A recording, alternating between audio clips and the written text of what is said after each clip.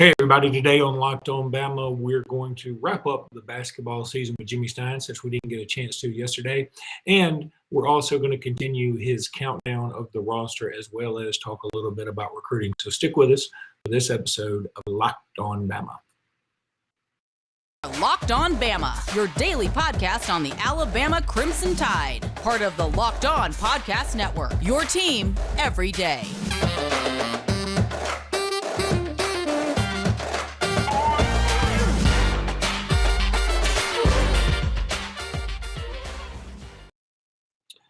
Hey again, everybody, and welcome back into Locked On Bama. Luke Robinson, that's me. Jimmy Stein, that's him. Jimmy, how are you today? I am doing great. It's a week full of spring practices for the first time this year. The weather's perfect. It really is starting to feel a little bit like football now. Want to thank everybody for making this the first place you listen when it comes to Bama podcasts or any podcast. And also want to thank our sponsor, Stat Hero, which I will tell you a little bit about here in a while. Jimmy, had Drew DeArmond on yesterday from Talking Ball. He's sort of an Alabama internet legend like yourself. And we wrapped up the basketball season to a degree. Been a couple of days now since Alabama was ousted by Notre Dame rather unceremoniously. Do you have any closing arguments regarding the basketball season? I'm glad it's over. And I say that in the sense, we probably were playing our worst basketball of the year at the very end. I think those last four games might have been sort of a bottoming out, and that's why there's some sort of relief that it's over. But it's also over, and we accomplished a lot. Back-to-back NCAA tournaments, a sixth seed, went into the tournament with the 21st best resume in college basketball. I think we've beaten four or more of these Sweet 16 teams that are still playing. So there was a lot to achieve. I think that the program itself continues to ascend. We're getting better. Going into next season, I'm not sure what the expectations will be because I feel like the roster will have so many new parts that it's going to be almost silly to project greatness for a team with so many new parts and so much inexperience, because I think that's likely to be the case. But it is realistic that we could go to NCAA tournaments for 3 years in a row, which again hasn't happened since 2006. So that will be a lot of fun, just being a part of it again. And I feel like the program is at a place where we can expect to make it to the tournament each year. And then depending on the experience factor primarily as to how far you can go in the tournament. Yeah, and one other thing that's going to be a good point for next year. First of all, there's a ton of coaching turnover in the SEC. That's going to be interesting to see how it affects the league as a whole. Everybody's going to be dealing with new rosters. Then you've got the situation with LSU, no telling what's going to be going on there. They're losing commitments left and right. Alabama's getting back in on some of them. You would assume they'll have some transfers, and they just may be stinky bodinky for a little while. And that may be a couple of surefire wins. I mean, so I say that, and we lost to Georgia this year, so I probably shouldn't say that at all. But, in the end, I feel like we're in a good position. I understand I was not happy with the way it ended. A couple of folks got after you and me on Twitter for almost like they felt like we were pumping too much sunshine. I don't think that's what we're doing. I just think we're saying, look, it wasn't a bad year. People can be disappointed. It's fine to be disappointed we went out in the first round of Notre Dame. That's fine. I am too. But at the same time, I think broad picture, we made the NCAA for the second year in a row, which is something we hadn't done in a gazillion years. Let's just let's sort of wash our hands of it and move on. And I think some return is going to be good attrition. And it's funny because I got to say I enjoyed the hell out of Auburn's losing to Miami in a big time way. By the way, I enjoyed it thoroughly, and I've enjoyed the Auburn fans getting their feathers ruffled because people have been tweeting at them incessantly after they spent an entire year tweeting at everybody. But here's one thing that I will take up for Auburn on. People who are saying that Auburn season was a disappointment now, I think are nuts. They won the SEC. That should be celebrated. Yep. That's a big deal. They made the NCAA tournament again for a program that hadn't made the NCAA tournament, but 11 times in their program's history? So, yeah, just be happy. It didn't end the way you wanted. The game against Miami stunk from an Auburn perspective. It didn't stink from my perspective, but it stunk from an Auburn perspective. And so that's bad. And it's a shame that the only thing that matters in basketball is how you do in the tournament relative to your seeding. That's the only thing that matters. I mean, Kentucky's season is viewed as a complete disappointment. Now they're a little bit different because Kentucky's better than everybody. I get that. But I'm not going to say this season for Alabama was a disappointment. We should have made it to 20 wins. We should have. We should have won a few more games than we did, and we should have advanced in the NCAA tournament, but we didn't. And we did make the tournament, and we did have some big wins. We beat like 1/4 of the Sweet 16. So be happy, clap, and just say, hey, we'll get them next year, right? It makes when there is a real disappointing season.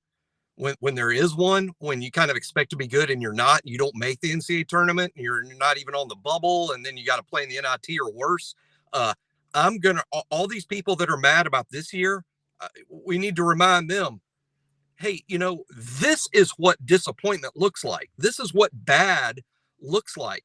The complaining when things are going fine just only makes it more difficult for the program to ascend. And when it really does go bad, then we'll look back on seasons like this and go, oh yeah, maybe that wasn't so bad after all. Poison said it best, or Motley Crue, or whoever the hell it was. You don't know what you got till it's gone. And Cinderella. They also said something about a rose and a thorn. I don't remember. That was Doesn't Poison. matter. Okay. Cinderella was don't know what you got till it's gone. Poison was every rose has its thorn. We should do a whole 80s hair band podcast. Have you ever seen Poison, Cinderella, and Motley Crue in the same room at the same time? I probably have, frankly. They probably all just the 3 bands, and they just all made a bunch of money that way, pretending to be other bands. But anyway, Jimmy, I need to tell everybody about Stat Hero. Look, I've been loving the NCAA tournament because it's been perfect for me. That you've only had one true Cinderella in St. Peter's, which I can dig that. And the rest of them have been kind of blue bloods, which I'm very pro Power 5 and Power 8 or whatever it is in basketball teams making it.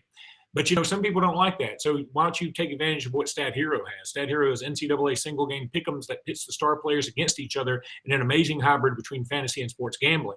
Take control back from those handicappers that always seem to have the advantage. Start focusing on the players you know best with a gameplay that doesn't rely on big spreads, long odds, or funky props.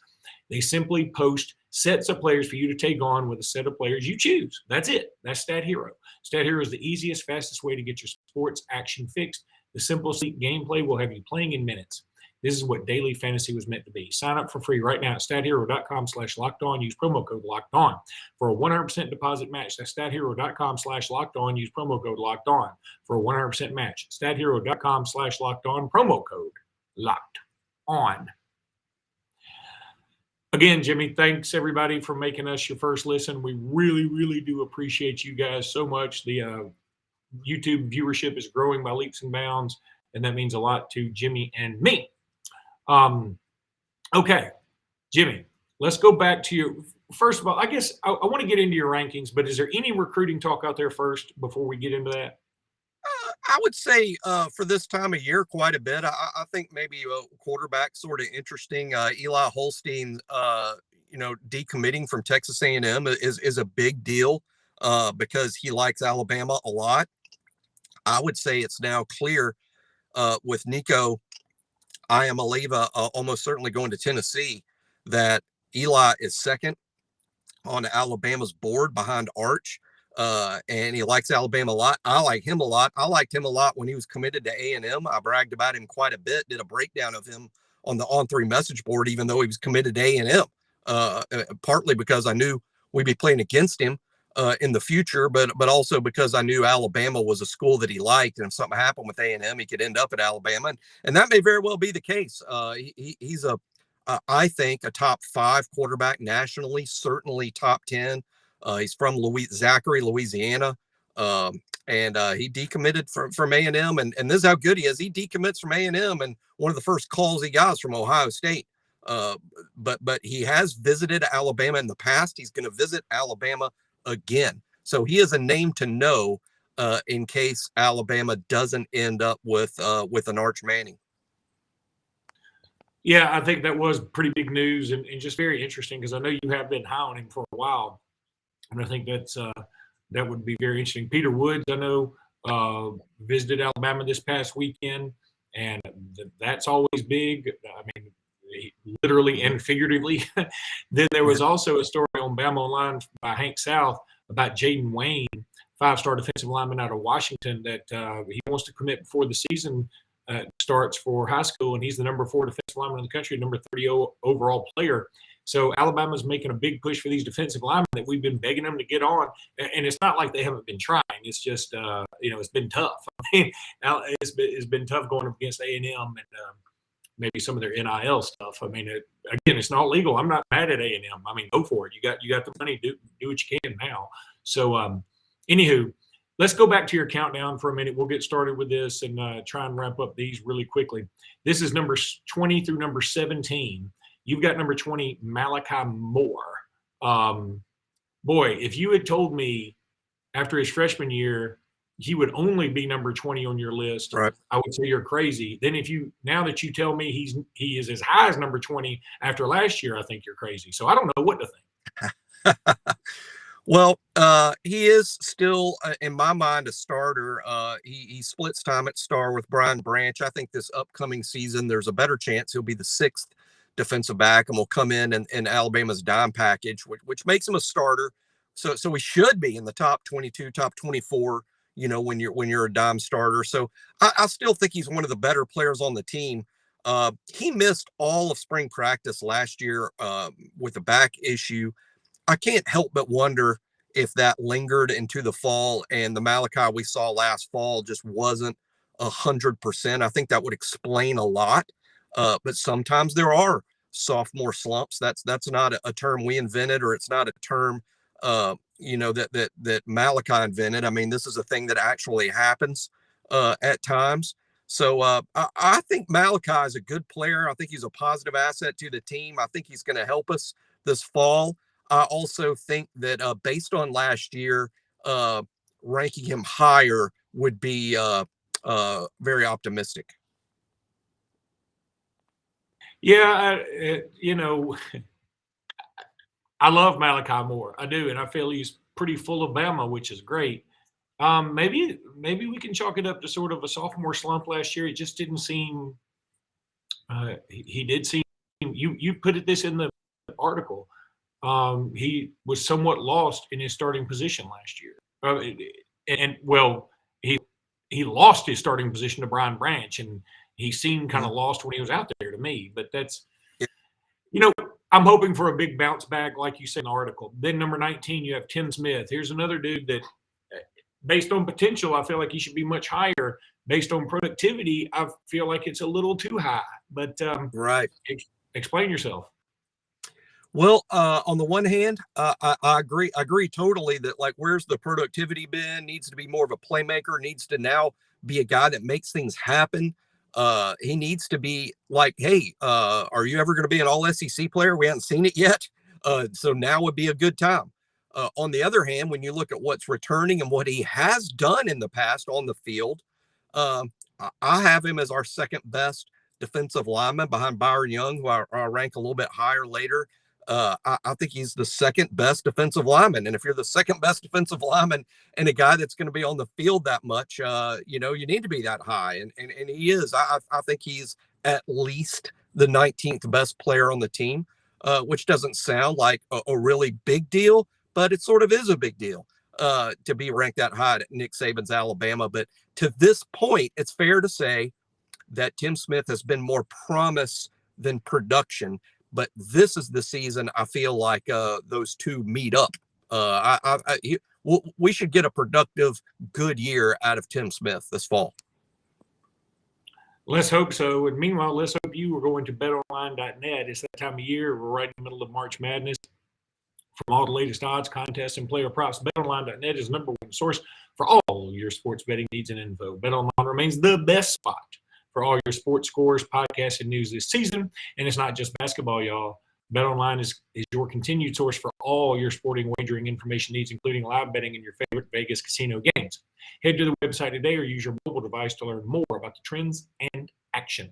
BetOnline is where the game starts, and you want to go there ASAP while it's right in the middle of March Madness and get your bet on.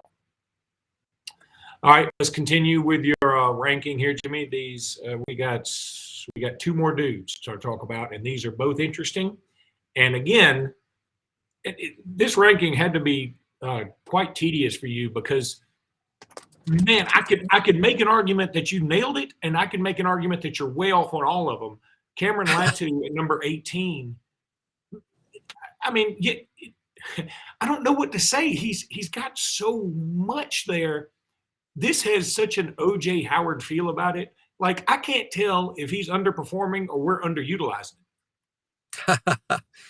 Well, on the one hand, he was splitting some time with Billingsley. You know, Billingsley played a lot of snaps at tight end. Latu's not out there in every single snap. When we were going to throw the ball to the tight end, you have to think Billingsley was sort of the first option and not Cam. On the other hand, now he's in his 5th year. He's played a lot. He's made some big plays. He led the SEC in touchdown catches out of the tight end position.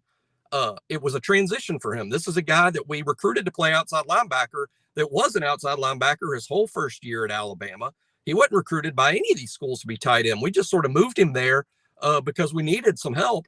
And it took a while, but now he's arrived. Now I believe he is a pro football tight end. Now, is he a first round pick like OJ? I don't think so, but I think he can play pro football at the tight end position. We can also move him around. He's probably best at that inline Y spot, but he can split out wide. He can line up at the fullback position. I just think with his experience and the fact that he's already made so many plays, you can't help but rank him pretty high. But on the other hand, if you're looking at, you know, he's 18th, well, there's 22, 24 starters and he's 18th. So he's not one of our most purely gifted dudes, but he's one of the better players on the team. And you got to love the experience. Finally, we come to Jojo Earl. Tell us about Jojo, Jimmy. Well, I probably should have these two flipped, and Latu should be ahead of Jojo because this ranking is supposed to be what they've done on the field and on the practice field, and not just a prediction about how their careers might turn out. But the fact of the matter is Latu has been a more productive player than Jojo, even by far. But I also said when I did the ranking that it was about what they've done on the practice field. And what Jojo Earl has done on the practice field is hugely significant and big time. This is a kid that signed with some other really promising wide receivers. He was the only wide receiver not to show up in the spring. The other freshmen did. He shows up late in the summer, and by the time fall camp is over, he's whooped them all. He not only leapfrogged all of the other freshman receivers who had that head start on him, he leapfrogged other veterans, the older kids that have been there for a while. It's clear the staff thinks a ton of Jojo. Now, did he have a lot of production on the field in the fall? He obviously did not. But it is clear that the staff is super high on him, and I think he'll go into his true sophomore season as a starter at the slot wide receiver position. And you look at a guy like Latu. Yes, Latu's a starter. We know he's going to be a starter, but it took him to year 4, year 5 before he was in that position. Jojo basically jumped in there overnight. That's why I have Jojo one spot ahead of Latu, and I suspect that we're going to see quite a bit of production out of Earle this fall.